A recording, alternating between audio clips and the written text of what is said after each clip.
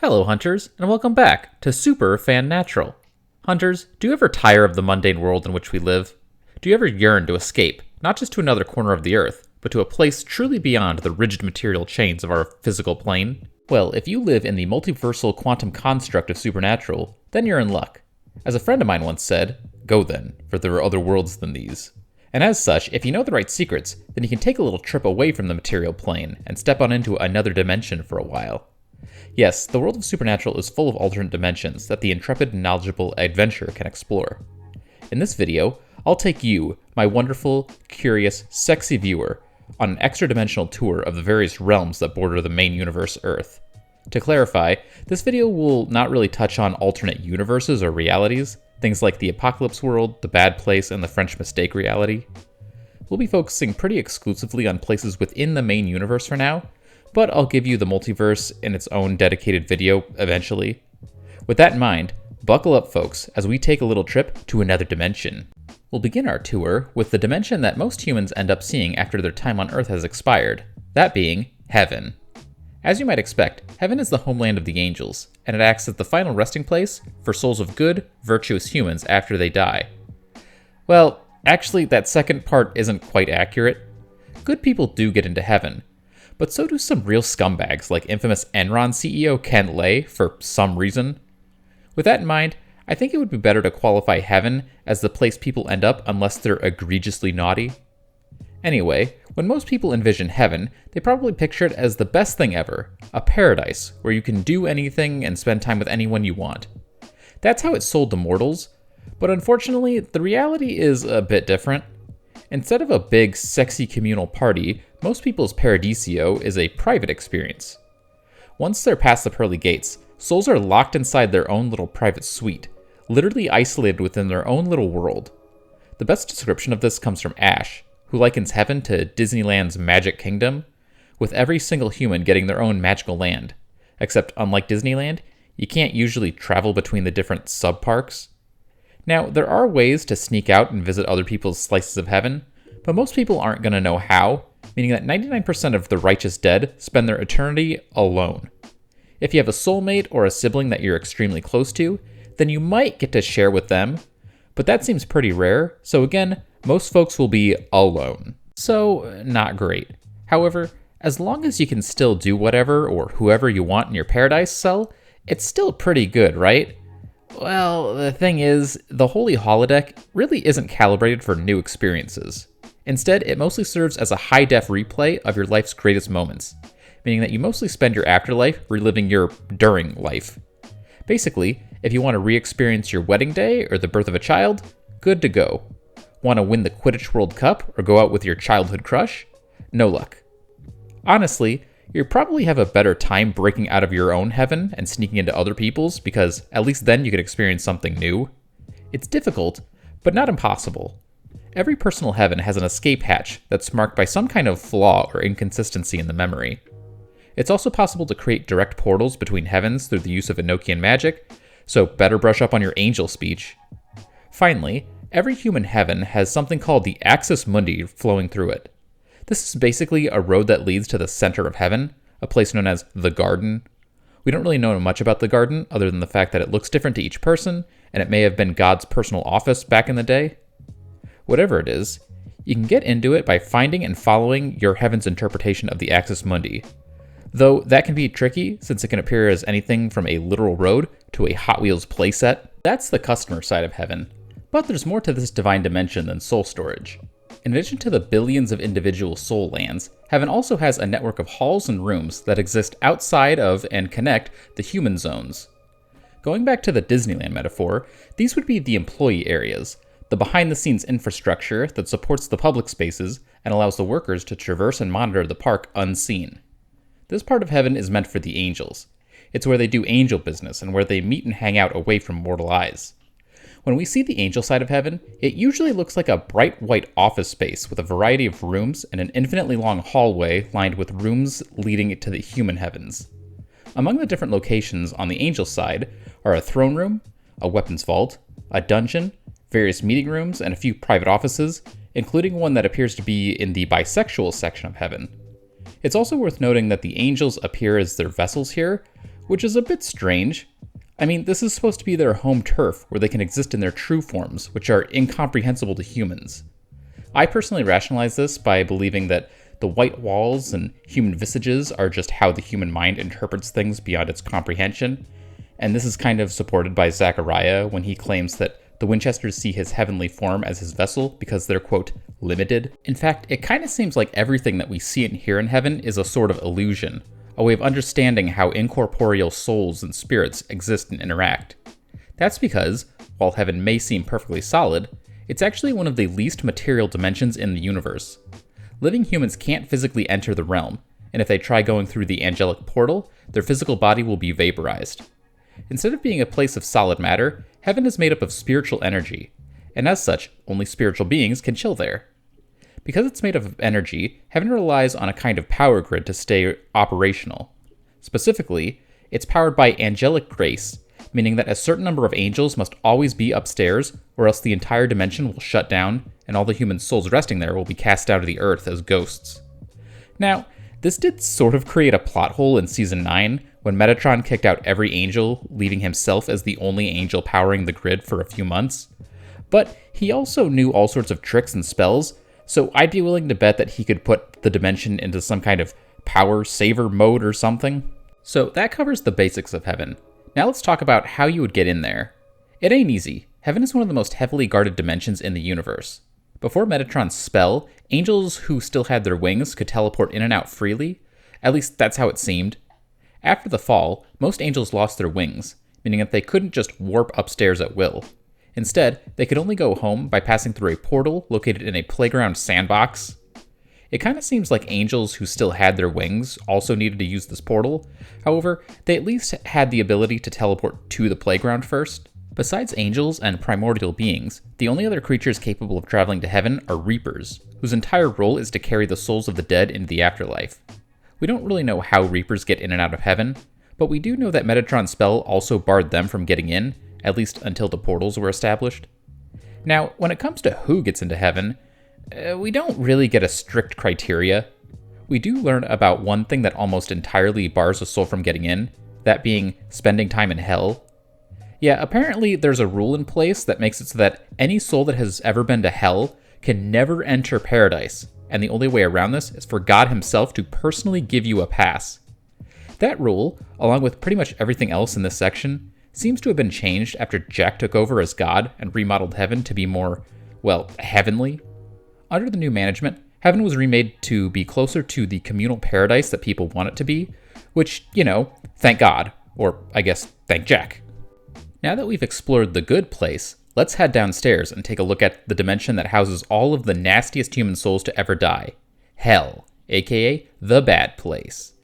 Oh, wait, never mind, that's a different place. Whatever. Hell is a dimension that acts as an infernal prison for the meanest souls known to man. There's a lot we don't know about this place. However, everything that we do know makes it clear that hell is meant to keep bad seeds away from good noodles. It's not just a cosmic timeout corner either. The souls of the damned don't just sit in their cells and think about what they've done. Now that's what souls in heaven do. No, sinners are subjected to daily torture. A lot of torture. Both physical and psychological. All meant to make their eternity as terrible as possible. This torment is dished out and overseen by hell's dominant species, demons. Within the mythology of Supernatural, demons aren't fallen angels. Instead, they're human souls that have undergone so much torture that their spiritual essence has been transformed into something dark and evil. Essentially, bad people go to hell, where they're tortured by demons, and eventually, at least some of them end up becoming demons who then do the torturing. I know I mentioned that in pretty much any video where I mention demons, but I know for a fact there's people who watch my videos without watching the show, and you never know which video will be there first, so I feel like I need to bring it up anytime it's relevant. Anyway, we don't really know the exact details as to who created hell and why. I mean, God was almost certainly the one who made the dimension, but as for why, it's a little fuzzy. We know that one of hell's earliest inmates was the Archangel Lucifer. Basically, Lucy didn't like humans, so he decided to show God how flawed they were by turning some of them into the first demons. At some point during all that, God decided to punish his pissy son by locking him inside a magical cage and dropping that sucker into the deepest recesses of hell. Though it's never specified whether the dimension was specifically created to house the cage, or if it already existed before that for some other reason. I will say that it doesn't seem like God was responsible for setting up the torture system. I mean, Lucifer was only locked up. God didn't create beings to physically torment him, at least not that we know of. Personally, I kind of think the model of hell represented in the movie Dogma fits well here. It posits that the pit was originally meant to be a place of exile, and it was humans who turned it into a plane of pain. When it comes to hell's layout, things get a little tricky. More often than not, it looks like a labyrinth of black stone and metal, set in a desert wasteland beneath a red or yellow storm-filled sky, which is pretty hellish. Thing is, it might not always look like that. See, hell is a very malleable dimension. It's more spiritual than Earth, but more physical than heaven. And down in the pit, the line between physical matter and metaphysical stuff gets pretty blurry. Living humans can physically walk into and around hell, and they can interact with the environment as if it were just another part of the Earth. The souls in hell are also more solid downstairs than they would be topside, to the point that they can be cut, torn, and ripped apart as if they were still alive. However, while hell's environment and inhabitants might seem perfectly concrete, they can both be reshaped and transformed as if by magic. This is how the demons keep their torment fresh and terrible. Once a soul has been thoroughly destroyed, they'll be magicked back to perfect health so that it can all start over again. Similarly, high-ranking demons can completely remodel the layout of at least certain parts of hell in order to keep pain new and innovative. After becoming king of hell, Crowley was able to turn his kingdom into one eternal waiting line, at least for a time. Time also seems to flow differently in hell, at least sometimes. When Dean was stuck in the pit for 4 months, he experienced the time as something closer to 40 years. This dilation might be another thing that the demons in charge have control over, as we have several examples of the time discrepancy not happening. Despite its malleability, there do seem to be a few areas and landmarks that don't change, or at least are always present in some capacity. I've already mentioned Lucifer's cage, which sits in a nearly inaccessible spot deep down in damnation. Speaking of that, it kind of seems like hell had levels or layers, with some being difficult, if not impossible, for even the highest ranks of rulers to access. This is supported by the fact that demons like Lilith and Samhain could be locked somewhere in the pit that even a prince of hell couldn't just yoink them out of. Anyway, between the cage and the rest of hell is a wasteland known as Limbo. Crowley describes it as the closest anyone can physically get to the cage, and it houses a secondary backup cage for reasons that are unclear. Next, within the cavernous maze that is Hell's main office or city or something, is the personal chamber of the first demon Lilith, which has existed since ancient times. Finally, there's another personal prison within Hell's halls, one that contains one of the most bizarre and mysterious races of creatures in the series, the Shadim. We know pretty much nothing about these things. We don't know what they are or where they came from. All we're told is that they were so dark, God wouldn't allow them into the light, and their savagery was so insane that even Lucifer feared them. Because of the vague and terrible danger that they apparently posed, the Shadim were locked up in their own little pit within hell that, like the cage, is pretty tough to access. When it comes to getting into hell, things are a lot easier than they are with heaven. As with salvation, we're not really given much of an explanation as to what specifically damns a soul, but things like abuse, assault, and murder seem to do the trick. Also, you can just sell your soul to a demon, which locks you in for an infernal eternity. If you don't want to wait until death, you can't just walk right into the pit, provided that you find a gateway. There are several Devil's Gates across the country, including 2 in Wyoming for some reason. There's also at least one doorway that leads to a literal stairway to hell, though you gotta get past the doorman to use it. The witch Rowena invented a spell that can warp you right into hell anytime you want, and even gives you a way to return to Earth.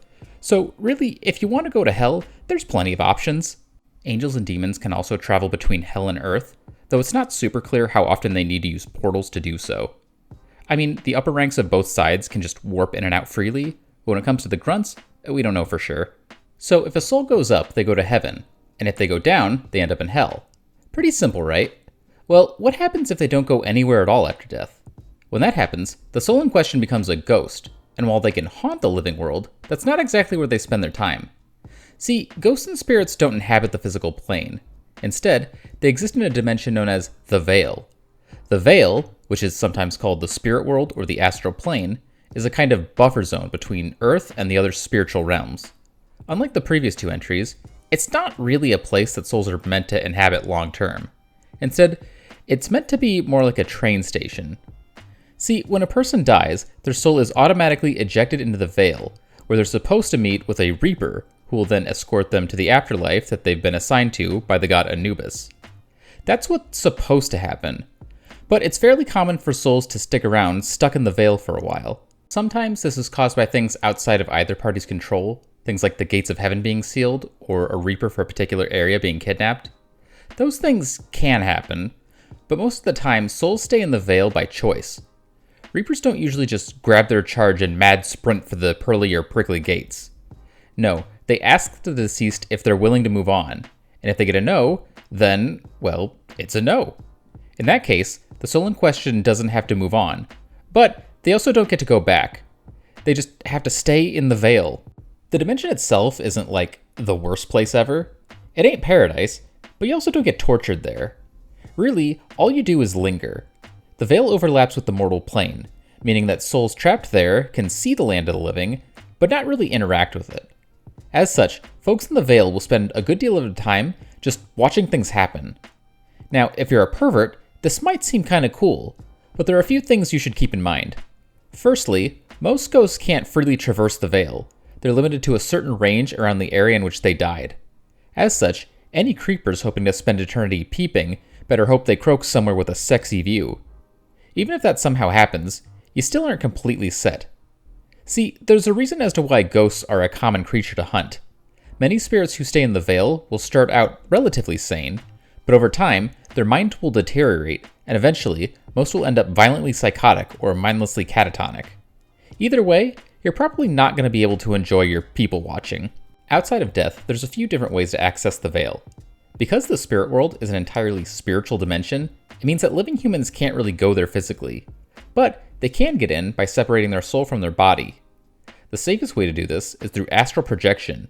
But if you can't do that, then you can't just stop your heart and effectively die. Also, while not super common, there are a few psychics and witches who can just automatically see and communicate with the souls in the Veil. Spiritual beings like angels and demons seem to have some ability to slip into the Veil. The best example of this is in Season 6, when Cass and Crowley are having a conversation a few feet away from Dean without him seeing or hearing them. They could just be cloaked or something, but it makes sense that they could fade into the spirit world for just a hot sec. For our next stop on the multidimensional tour, we've got another afterlife to cover. We've already talked about Paradise and Inferno. All we got left is the one in the middle, Purgatory. Purgatory is unique for a couple reasons. A, it's an afterlife that's specifically not meant for humans, and B, it's the only afterlife that wasn't originally meant to be an afterlife. Originally, God created Purgatory to contain some of his earliest creations, specifically the ancient beasts known as the Leviathans. The Levi's were too dangerous for Earth, so God gave them their own dimension and filled it with lush Canadian forests for them to frolic in.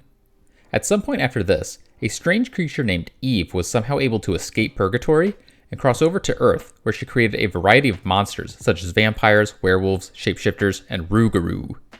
Any creature that can trace its origins back to Eve will end up going to Purgatory after death, regardless of how they lived their lives. Yet it doesn't matter if you were a good, upstanding monster who never hurt a soul, or a violent beast who ripped apart innocent people for fun. If your species was made by Eve, then your corrupted soul is going to the Leviathan land when you croak. Because Purgatory wasn't originally meant to be an afterlife, it's arguably the most solid and concrete dimension we've covered so far. Like, it seems to be made up of regular physical matter. When Dean was sent there, he was able to make weapons out of bones and rocks and take them back to Earth.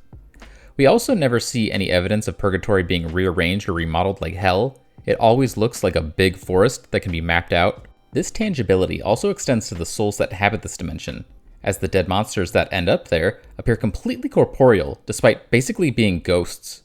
In fact, the creatures in Purgatory are so lively that, despite already being dead, they can be killed. This isn't completely unique to Purgatory. After all, demons are just dead humans, and they can also be killed in hell. The thing is, we know what happens to demons when they die. We have absolutely no clue whatsoever what happens to monsters who die in Purgatory. I mean, like, no information at all. Because of this, and the fact that the top of the food chain is occupied by ancient monstrosities, pretty much the only thing anyone does in Purgatory is run around and fight. Yeah, Purgatory is basically an eternal hunger game. Though interestingly, the hunger part may not be as prevalent as it is on Earth. See, in life, most monsters have to feed on humans in one way or another in order to survive. And there aren't usually any humans in Purgatory. As such, it doesn't seem like dead monsters have to eat in Purgatory. I mean, I guess some could feed off of other monsters, But I don't think that we ever saw anything like that.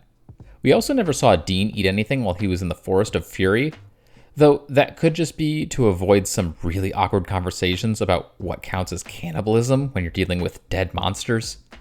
The lack of consumption wouldn't be the only quirk of nature seen in the Monsterland. If it wasn't bad enough that you can double die in this dimension, then consider the fact that it seems like monsters are a bit easier to put downstairs. We saw a Rougarou slain via knife to the brain, which contradicts the statement that they have to be torched with hot fire. On another occasion, we saw that Leviathans can apparently be perma-killed by beheading, despite the fact that we saw that didn't work on Earth. When killed, the super dead monsters' bodies don't poof away or anything.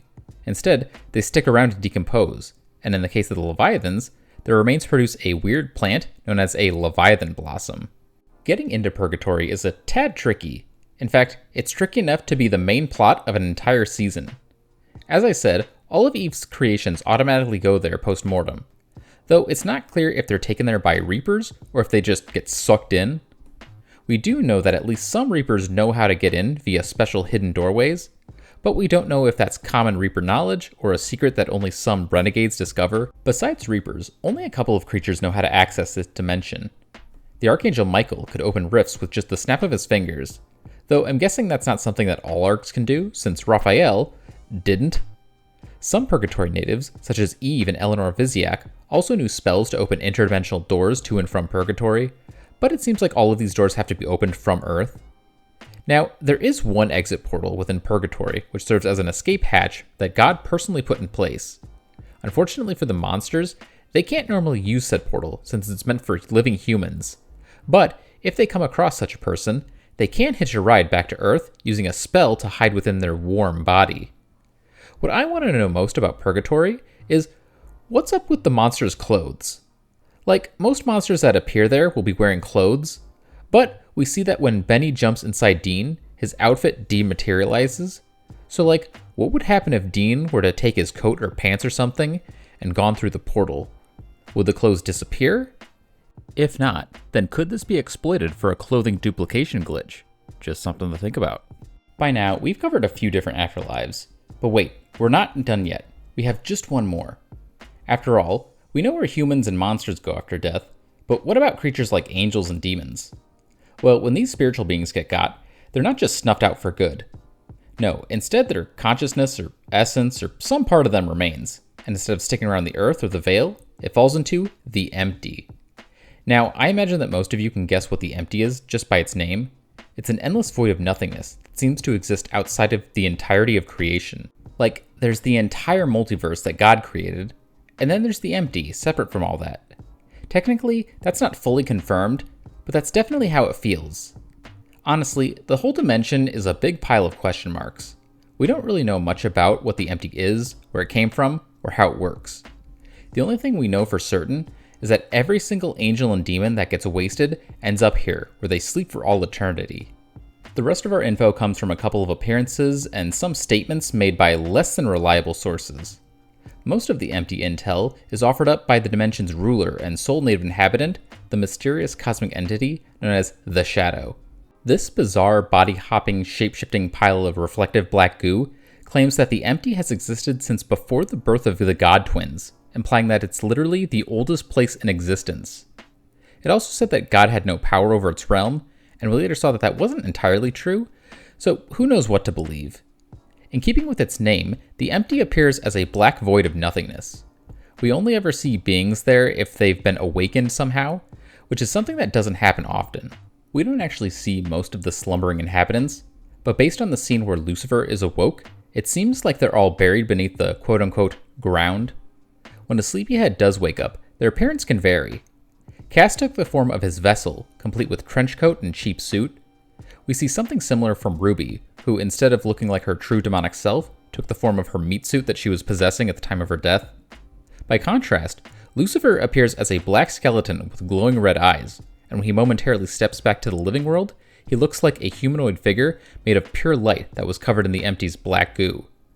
This discrepancy probably comes down to how exactly an individual was woken up. Ruby was roused by the Shadow itself, Cass by the reality-breaking Super Nephilim Jack. Meanwhile, Lucy's wake-up call came from a whiny little prayer offered up by his former vessel, Nick. And that only worked because Nick had been specially altered to act as the ultimate vessel for his archangel. Those are the only confirmed ways to awaken the sleeping dead within the Empty, but once something is up and at him, it's possible to communicate with him via a prophet of the Lord. The Empty is another one of those hard-to-reach places, with only 2 known methods besides dying. If you're an angel, you can remove a large amount of your own grace, and if done properly, you'll be placed into a near-death state, allowing you to temporarily enter the Empty, though this method seems to be both extremely dangerous and unreliable. If you want to actually physically go into the void, well, I don't actually have a confirmed method. However, there is a spell that can be used to open a portal through which awakened beings within the Empty can return to Earth. And while we don't see living beings go through this portal, I'd be willing to bet that they could. Like Purgatory, the Empty is a place that Reapers have some level of access to, though it's not clear exactly how freely they can get in and out. As a Reaper, Billy threatened to accidentally cast the Winchesters into the void if they died on her watch. Then, later after becoming the New Death, she was able to fully enter the place. Another item on the list of things we don't know about the Empty is who all ends up there. We know that angels, demons, and at least some Nephilim are marked for the sleeping pit. But what about other creatures with no clear afterlife, like deities or fairies? No clue. Honestly, under the right circumstances, the Empty might not be a bad place to end up. I mean, eternal sleep? That sounds like it could be pretty nice. You know, as long as you're not tormented by nightmares of all your life's failures and mistakes. That's not quite so pleasant. Now that we've thoroughly covered the afterlife, let's tour a few dimensions that don't revolve around death. Also, just a heads up, I'm not going to have quite as much to say about most of these places because many of them only appear once, and we don't get nearly as much info about any of them. First up, let's take a look at one of the most magical places in the universe, the wonderful land of Oz. Yes, as in the Wizard of Oz, Yellow Brick Road, Emerald City, Wicked Witch, all that. In Supernatural, Oz is a real place that exists in another dimension. We don't know how it came into being, but the show does explain how it became a setting for a series of books and movies. Apparently, the author L. Frank Baum was a man of letters, basically a member of a supernatural nerd club that cataloged monsters and magical stuff. In the early 1900s, a fellow man of letters named Clive somehow found a key that could open a door into Oz, and not wanting to pass up the chance to explore a fairy tale land, he entered the realm and ended up getting captured by witches.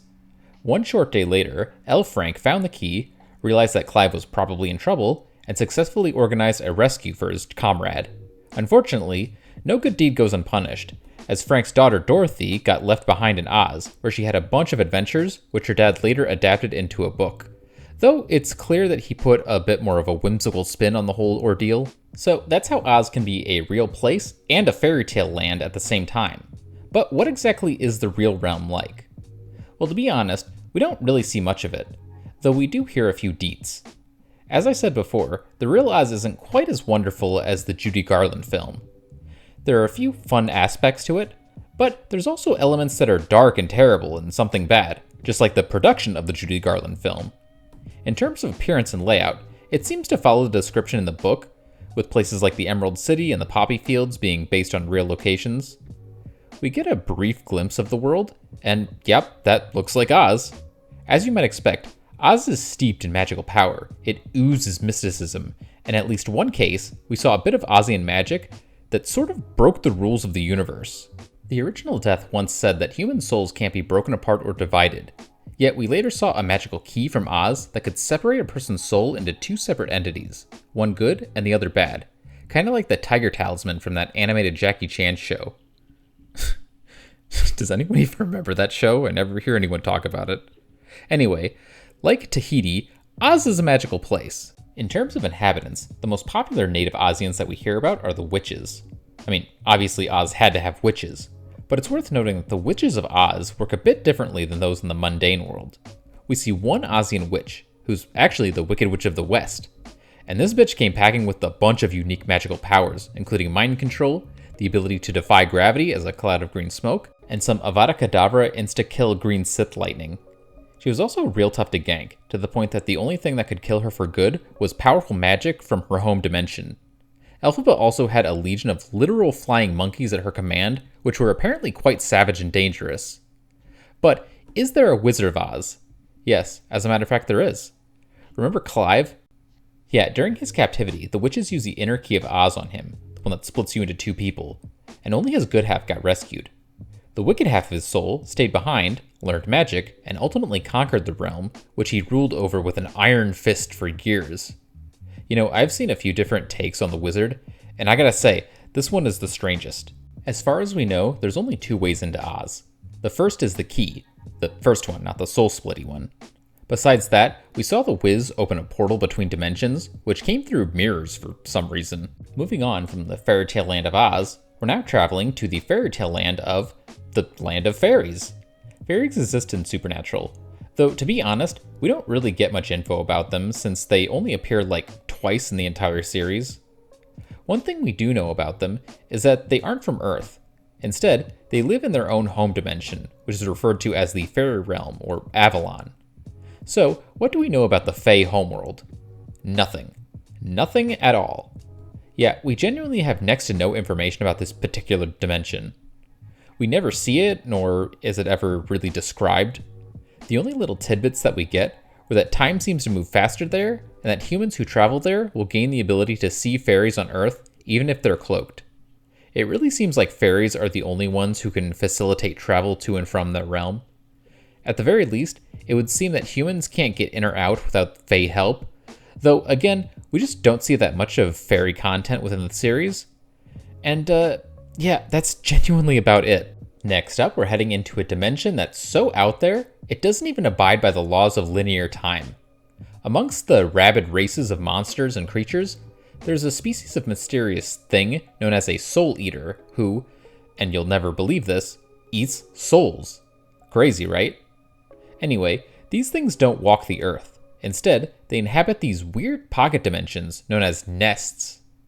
When living people get close enough to the nest, the Soul Eater can reach through the dimensional divide and yoink the victim's spirit into their home, where it can be fed off of forever. Visually, nests appear as a sepia tone reflection of the Soul Eater's hunting ground. For example, the only nest that we ever saw looked like the house with which it overlapped. At times, victims might see the nest as empty except for themselves and the creature, but in reality, the souls of everyone the Eater has ever nabbed hang around this washed-out prison. It's just that you can't always see them for some reason. Souls that have been recently taken remain mindful and animated, at least for a while. However, as they're fed on, they slowly lose themselves until eventually, most end up as unmoving, unspeaking husks that just stand there staring at nothing. The nests seem to be mostly, if not entirely, spiritual. We never see living people physically go there, and while the Soul Eater itself has some ability to physically interact with the material world, it also seems to be mostly spiritual. The most interesting aspect of this dimension is its relationship with time. See, other dimensions like Heaven, Hell, and the Fairy Realm have some form of temporal nuttiness, with the inhabitants each experiencing the flow of time at a different rate compared to Earth. Still, in each case, time flows in a linear direction. 4 months on Earth might seem like 40 years in Hell, but that time all happens along the same timeline. By contrast, the nest is stated to exist outside of time, meaning that people and events from different points in time can intersect while trapped there. For example, Bobby got sucked into a nest for a few minutes back in 2010. Then, in 2016, Dean gets trapped in the same nest, and at one point, the two are able to see each other. The only way to enter a nest is to be dragged in by a Soul Eater, and the only way out is to kill the creature, which will then eject all the souls that is trapped in its lair. Alright, so these next couple of dimensions are extra special because they serve as personal spaces for primordial entities. You know, the big boss cosmic creatures like God and Death. They gotta go somewhere when they're not on Earth. First up, we've got Death's Reading Room. As the name suggests, this place is the home office for the embodiment of death, often referred to as, well, death. Big D's personal space appears as an endless library filled with the literal life stories of every single human within the main universe. Yeah, these books contain the beginning, middle, and end of a person's life. Though, Death is the only one who can open and read the books, so unfortunately, you can't just stroll in and sneak a peek at your eventual demise. Also, if you do manage to do that, and made an effort to change your fate, Then your death book would just rewrite itself, so the future isn't set in stone. According to the second death, Billy, all of the books write and rewrite themselves in some kind of magical automated process, and she has to physically read them in order to know what they say. Besides the Library of Life, the only part of the reading room that we see is Death's desk. And I don't mean to sound like a snob, but her desk is pathetic. Like, when I pictured the personal desk of Death itself, where the life stories of mortals are read over and analyzed, I personally envisioned something grand and ornate, not some dinky little card table I could get for $10 at Goodwill, complete with shitty office rolly chair. I don't know, maybe the dimension remodels itself whenever a new death takes over, and Billy just hadn't gotten around to jazzing hers up yet. Like Purgatory, the reading room is a very solid dimension. Any being who gets in, be they a physical living person or a spiritual creature like a ghost or reaper, will be able to physically interact with the environment. Besides death, reapers have some ability to access the reading room when they need to talk to their boss, though it's not clear if they can just warp in or if they've got to find a specific portal or something. It is actually possible for mortals to get into this incredibly secure location via a special key, which can open a door to the library anywhere, anytime. Seems like a bit of a security issue, but whatever, it's not my reading room. That covers Death's pad, but what about the guy who made all of the dimensions? Where does God crash when he's not on Earth? Well, in truth, he could be anywhere in the multiverse, but we know of one location that he created to act as his own little getaway. When we see it, it appeared as a bar, which apparently is similar to one that appeared in the show Cheers. I've never seen the show, so I can't personally speak to how similar it is. But the point is, God chose to decorate his space as a cozy little bar where you can hang out and write stories. We don't technically know where this place is. It could be another dimension, or another universe, or even just a magically redecorated space on Earth, similar to the beautiful room that the angels whipped up within a burnt-out factory office. I tend to think of it as an alternate dimension within the main universe, since God didn't seem to want his creations thinking about other universes. There's also the fact that this bar dimension had a secret defensive function built into it by the big man. See, this bar wasn't just meant to be a place where God could get away from it all. No, he specifically designed this hideaway to protect himself from his sister, the Darkness. She's one of the most powerful beings in the entirety of existence. Yet Metatron believed that God was able to fortify his bar dimension so that she wouldn't be able to get to or harm her brother while he's hidden away within. As such, this dingy dimension acts more like a bomb shelter than an office or home. And fittingly, the only way in or out is with the power of God himself. We don't see this place again after God decided to fight his sister, so for all we know, it's been erased. Alright, Planeswalkers, we've got one more stop on our multidimensional tour. But first, we've got to make a real quick detour so that we can discuss one of the weirdest and most mysterious places in the whole multiversal quantum construct that is Supernatural. Also, if you notice a change in the audio, that's because I had to switch offices. Well, bear in mind, I am in the smaller office. Anyway, in Season 13, we were introduced to a pair of Lovecraftian monstrosities known as Yokoth and Glithur. These two eldritch beasts were not native to Earth. Instead, they existed within another, place in which they had devoured countless worlds and left untold devastation in their wake. I bring them up here because it's not super clear if their home realm lies in another universe or another dimension within the main reality. See, the pair are summoned using a spell that opens rifts into other universes. However, they're also referred to as evil gods from another dimension, and the rift that opens for them looks and acts differently than the one that leads to other realities. Instead of being orange and sending the entire being through the doorway as soon as they so much as touch the rift, the wormhole that the tentacled twosome come through is purple and acts like an actual portal that you can extend parts of yourself through. In the end, it doesn't really matter what this place is since we don't actually see it, but from what we hear, it sounds like a cosmic nightmare of Lovecraftian horrors. Finally, we've reached the end of the tour, and I saved this dimension for last because it genuinely seems to be one of the best. I mean, what else would you expect from the Garden of Eden? Oh yeah, we've made it to paradise, baby! Eden is another one of those places that we just don't know much about. What we do know is that, back in the day, God created the garden in order to give humanity paradise. But, for unspecified reasons, mankind was eventually booted out of the garden and magically barred from ever returning. It's not clear if the garden was originally on Earth or if it always existed somewhere else, but whatever the case, after the human expulsion, Eden was quarantined off in some alternate dimension that nobody could just walk into, not even the angels. After that, The only way to get into the garden was with a mysterious metal ball known as the occultum. The who, what, where, and why of this little orb are all unknown. The only thing we really know about it is that if it gets gulped down by a Nephilim, then it will whisk the hybrid away to the garden. We have no clue what would happen if any other kind of creature swallowed the occultum. Cass said that humans were banned from the garden, but what about angels, or monsters, or puppies? Whatever the case, the occultum is the only known way into Eden. As you might expect from something called the Garden, Eden appears as a lush botanical paradise. We don't see much of it, but based on the glimpse that we were given, it seems like a nice enough place to chill. Also, I should clarify that this The Garden is a separate place from the previously mentioned The Garden, which sits at the center of heaven. At least, that's what we're led to believe. The only time that we saw the garden was in the final season, when the Nephilim Jack took a little trip there. What exactly he experienced is, it's a bit hard to explain. After arriving, Jack had a little chat with a mysterious girl and a talking snake. Afterwards, he's bombarded by painful memories. Then he passed out and is warped back to Earth with his previously destroyed soul now fully restored. I'll level with you guys, I don't fully understand what happened here. Like, the snake is obviously meant to represent Lucifer, but it can't actually be him since he was dead at the time. The girl might be a representation of the biblical Eve, and I guess maybe this could actually be her, but I just don't know what's going on for sure. I also don't know what happened to the occultum after this. We don't see it again, so I guess it was maybe still inside Jack. If so, then did it eventually come out? Well, Hunters, as much as I'd love to theorize about how this 2-year-old adult got a magical metal ball out of his guts, I feel like this video has gone on long enough. I hope you enjoyed the tour. Please visit the gift shop on your way out. I'll have one more video for you before the end of the year, but until then, carry on,